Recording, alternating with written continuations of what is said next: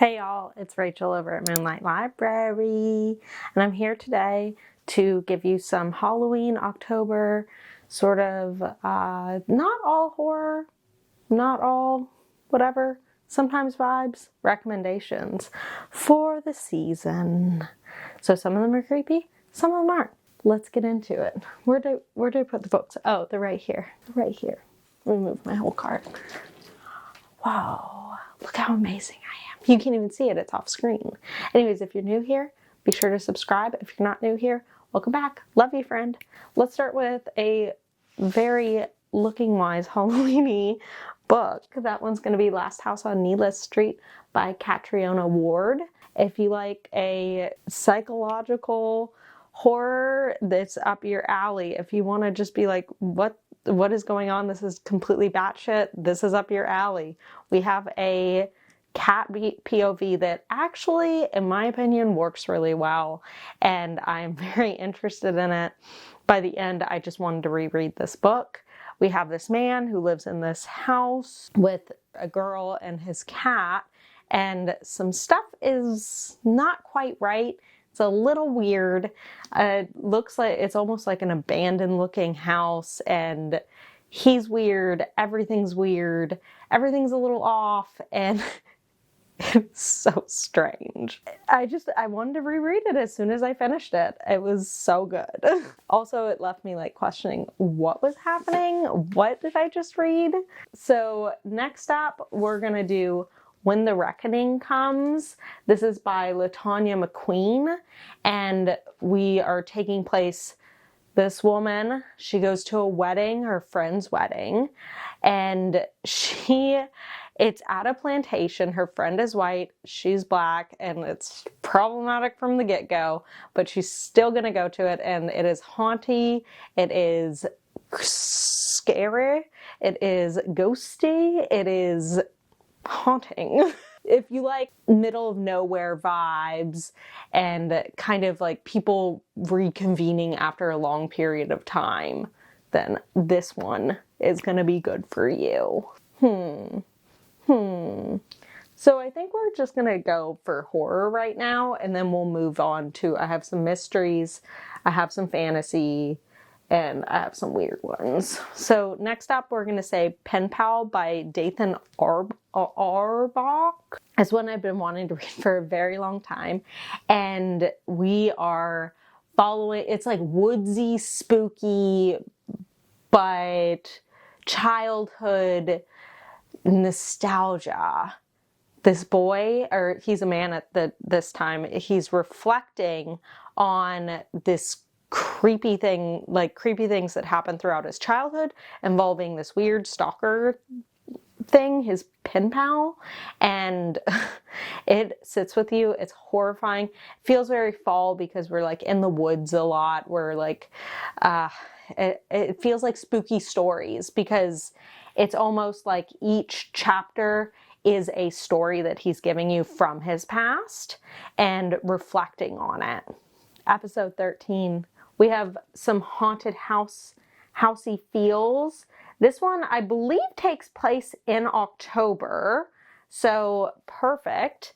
This is a television ghost hunting crew goes to this like abandoned paranormal research facility where everyone there had just disappeared one day, and they start to investigate what is this place, what happened here, and it's wild. And it's also told like in script format and text messages and all sorts of things like journal entries. It's almost like a maze putting it together. It is horrifying, haunting, and I really enjoyed it. I feel like it's very like middle of nowhere horror place that you never want to go to, abandoned building sort of situation with a lot of mysteries inside that I love. This one is Clown in the Cornfield. It's young adult, a lighter sort of horror. I would say it's kind of slashery, but it's not extremely scary, I don't think. So there's a creepy clown. If you don't like clowns, it's really scary. It's a creepy clown that is murdering teenagers. It's, if you like a kind of like thrilling thing, and it does have like a message in the end, kind of. It kind of gives it away for me to talk about it, but at the same time, I feel like you start to think about certain things. That is so vague. I'm so sorry. But cornfields, that's fall to me, you know, clowns and cornfields. It's so fall. Harvest, yeah, okay. We have My Best Friend's Exorcism. I have the copy I've always wanted. This is Grady Hendrix. It looks like a VHS tape, and I freaking love it. Looks all this like destroyed and stuff. It says VHS on the bottom. So it's like 80s nostalgia, exorcism, possession sort of story. And if you want those nostalgic vibes, it makes you feel like you're going and like you're watching Nightmare on Elm Street, or you're watching Friday the 13th, like one of our old favorite horror movies that we always go back to in the time of Halloween. And that is what this gives the vibes of, is like throwing yourself into those kind of like comfort scary movies. They're not really comforting, but I said it before, nostalgic. So if you like that, this is perfect for you. Or you should just read Grady Hendrix. He's great. Next up, we're gonna go to like, this is more of a fantasy horror. House of Hunger by Alexis Henderson. This is one of my favorite books from last year. I'm obsessed. I love it. It is wonderful. We have lesbian vampires in like this like fantasy world, and our main character, applies to be a blood maid in like the more prestigious, prosperous area. Like she's living in squalor basically, and she moves there. And that's all kind of like in the thing. And she becomes a blood maid, which means people feed on her, like vampire-like people feed on her to keep themselves young. And it's creepy. If you're squeamish, this might not be for you, especially if like you're squeamish about blood, because it is very descriptive and exhaustive about it. But Alexis Henderson's writing is just peak. It is beautiful. And I think this would be such a good Halloween book to read. I wish. I really want to read her other one, Year of the Witching, and hopefully I'll get to it this month. So I wish I put this next to My Best Friend's Exorcism, but this one is We Ride Upon Sticks by Quan Barry.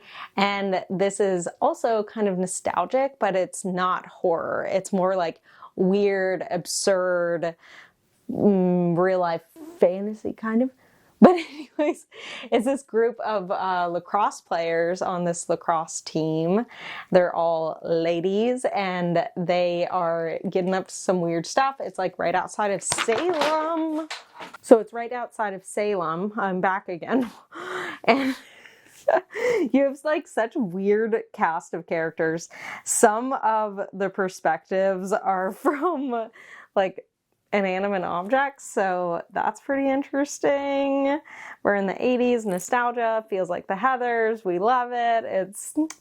It's crazy. It's witchy too. So next up we have our Final Fantasy-esque book, and that is Piranesi. Piranesi by Susanna Clark, I feel like has such a fall vibe to it. We have our title character, Piranesi, and he is in this labyrinth-esque world that's like in ruins and such, and it's like he's mapping it out. I can't really give you much on it, but the vibes alone are just peak fall. Like, this is peak fall, and it is very interesting. It's not scary. It's more fantasy. It's a little mysterious. It's very vibey. So, would recommend. Lastly, we have a thriller, which begins in the fall, but it also has fall vibes on the front. Wrong Place, Wrong Time by Gillian McAllister. This one This one follows Lucy? Gosh, I'm so bad with names. I feel like, no. Jen. Kind of funny. This is dedicated to a Lucy, but it's Jen. So we follow Jen. She is a mother, and it is sometime late October, and she's sitting up waiting for her son to come home. It's about to be daylight savings time, so the clock's gonna switch. She looks out the window. Up is running her son and a man chasing him, and he, stabs him. Then everything gets weird. She wakes up the next morning after her son's in jail, and it is 2 days prior. And then she's trying to solve why her son is going to kill this man before it even happens. And we're just going backwards in time. It is such an interesting setup, such an interesting concept, but beginning in the fall, feels like a fall vibe. It's a nice mystery for the fall. Anyways, that is it for my recommendations for fall, Halloween. Kind of scary, some of them. Kind of not scary, some of them. Mystery, fantasy, blah, blah, blah. Because you know what? Horror's not only for the fall. Not only horror's for the fall. Everything's for the fall. Anything you want for Halloween. Anyways, look at my shirt. It's cute. Bye. Love you. Thank you for coming here. Oh, if you got to the end, put a jack-o'-lantern because my shirt and Halloween. So farewell.